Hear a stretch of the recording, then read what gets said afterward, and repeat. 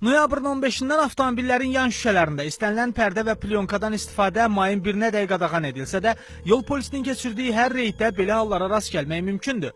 Sürücülər yan şüşələrdə pərdələrdən istifadəyə görə 150 manat miqdarında cərmələnir. Əslində bu prosesdə pərdə və plyonkanı avtomobillərə quraşdırma xidməti göstərənlər də iştirak edir.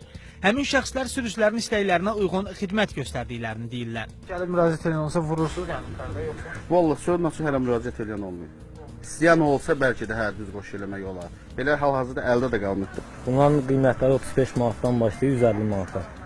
Arxaya var, qabağa var, hər cür plyonka var da. Kimin zövqünə uyğundur, ona görə gəlib çəkdirir hər cür plyonka. Ancaq bəzi şəxslər yan şüşələrə xidmətdən imtina etdiklərini bildirir. Yan şüşə şəxsən bizim özümüz çəkmirik. Yəni icazə olmadığına görə çəkmirik. Yəni elə olurmu elə yəni sürücülər yaxınlaşır?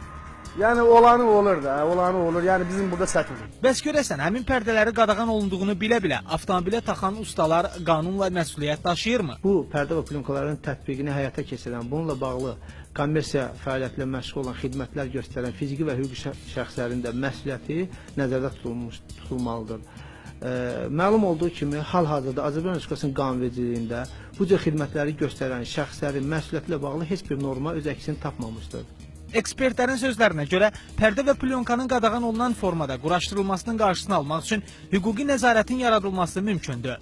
Məqsədə müvafiq olardı ki, Azərbaycan Respublikasında bu cür xidmətləri həyata keçirən konkret fiziki və hüquqi şəxslərin məsuliyyətini nəzərdə tutan normalar Azərbaycan Respublikasının qanunvericiliyinə daxil olunsun və həmin şəxslərin xidmətləri göstərilməsi ilə bağlı Azərbaycan Respublikasının dövlət tərəfindən kompleks tədbirlər çərçivəsində onlara nəzarət olunsun.